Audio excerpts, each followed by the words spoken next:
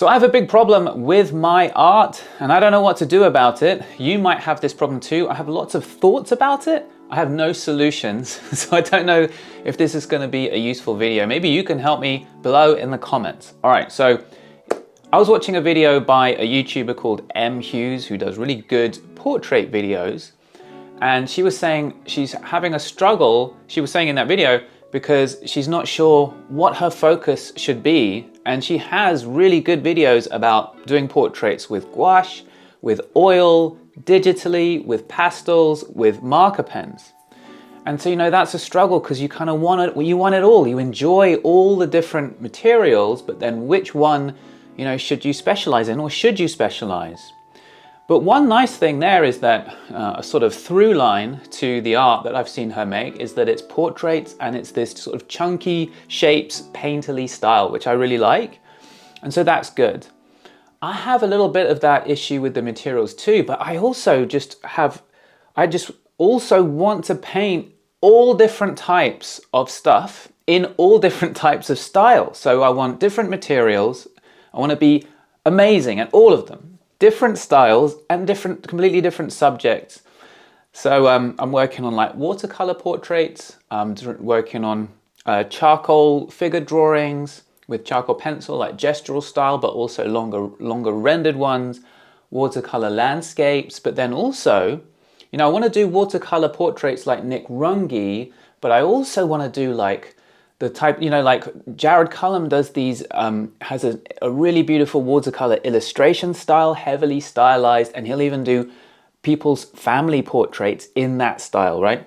And so it's like, it's just like all over the place, and I want it all. I don't just see a piece of art I like and think, hey, that's cool, I'm glad they're doing that.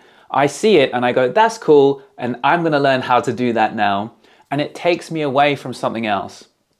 Now this would be fine because it's also fun, but the problem is that I want to be as good as Joseph Spookvik at the watercolor landscapes, and then I want to be as good as Steve Houston at the charcoal figures. I want to be as good at these watercolor illustrations like my friend Jared. I want to have the gestures of Ryan Woodward. I want it all, right? And I want it all at the top level because I'm looking at the best in each niche. And these people, a lot of them are specialists. Joseph Spookvik is a specialist in watercolor landscapes, and Nick Runge is a specialist in portraits, oil and watercolor, but his real strength there is in those portraits.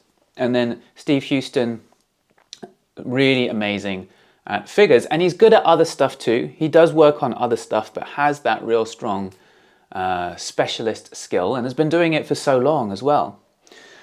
So a lot of the people whose artwork I love, they have really specialized down. Now Jared is a little different because he does these beautiful illustrations, but he also loves to do gouache paintings and watercolor landscapes, and he's talked to me about feeling like he has this issue too.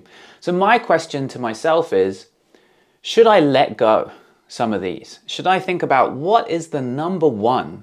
I want it all, but what's the number one thing? Of course we want it all, but we can't have it all.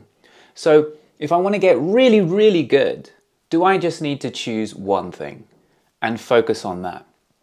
Now, the truth is that the art fundamentals, simplifying forms and values and composition and shape design, etc., they overlap between all of these. And so if you learn those principles, you should be able to apply them to all of these different things. And I think that that's true. And that's why a lot of us artists are very versatile and can do lots of different stuff. But at the same time, there is just, to elevate to the sort of very best level at something, it does, I think, help to specialize in it and because you just get more practice time with it, right? Because instead of splitting your time between all these different things, you can really focus in on this one thing. So that's something that I think about. But then I also think about a lot of these artists, they got really, really good at their thing. And they've been making amazing work in their specialism for a long time. So that means that there was an initial learning phase where they got to this high level, and then they've been operating at that high level for a while, which implies to me that you could get to a high level with one thing, and then you could get to a high level with the next thing and the next thing. If you keep on challenging yourself into new areas, you might not make as many paintings in this specialist area, but you might be able to get really good, and then maybe I could have it all, right? Because if I've got decades more in life, I keep practicing, I might have time to get good at everything. I also want to get good at everything now. Like I want it now, I want to hurry up. And obviously splitting my time so much, especially between like stylized illustrations and, more sort of realistic depictions and stuff like that, it's obviously going to slow me down. So I've got these difficult choices to make. And I want to hear from you whether you have this issue. I don't know if this is common or not. Whether you're just like, you know what, I want to make manga. So I'm just learning how to make manga stories, manga drawings in that style. How do you sequence them, etc. I just want to be able to do a watercolor portrait. I just want to paint figures in oil. That's it. And if I could just do that, I'm happy. I can leave the rest behind. Or are you just like on, Instagram or YouTube or whatever, and you just go, yes, I want to do that. Yes, yes, please. Yes, please. Yes, please. And then struggling to let those things go. And I think this is a massive issue. So if you do want to get like really amazing at one thing, I think it's useful to not just paint that thing, like portraits, and you only paint portraits. I don't think that's a good idea. But you could do your other stuff, right? Your still life studies, your landscapes or whatever. But you could do it knowing that you're only doing it to make the portraits better. If you're doing your still life, it's not because you're trying to get amazing at still life. It's because you're trying to improve specific technical things for your portrait paintings. So it's been about a month since I recorded that about these problems, and I've been thinking about it a lot. Like I said in there, one of the reasons that this is even possible, even a temptation, is because the same fundamental skills lead to all these different avenues. And so you can do it, like you can start to get somewhere with figures and portraits and illustration and landscapes because you have these abilities to simplify forms, simplify values. And so for each one, you then sprinkle on a few sort of supplementary skills and you can do it. And that's why it's possible. And so my decision then has been to just keep doing them all because I don't want to let any of it go really, and because it is all built on these same fundamental skills, and I just love doing them all so much. The problem's gotten worse in the last month. I got all these marker pens, I did marker portraits.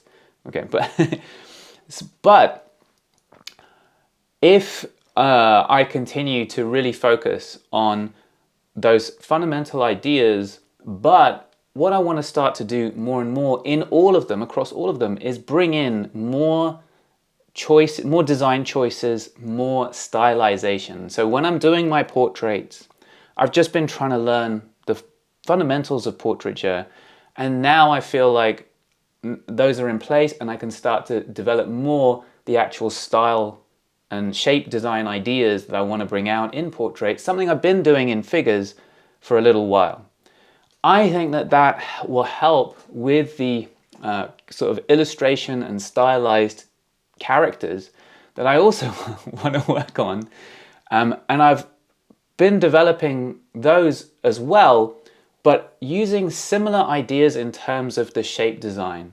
And so they're kind of, like, I feel like I can bring, like if I think about Loish, who I'm a big fan of, she does figure drawings, but she does it in her way. And it really, I think, feeds directly into her illustration. So she's doing figure drawing, she's doing portraits, but with her own stylistic choices heavily put in there.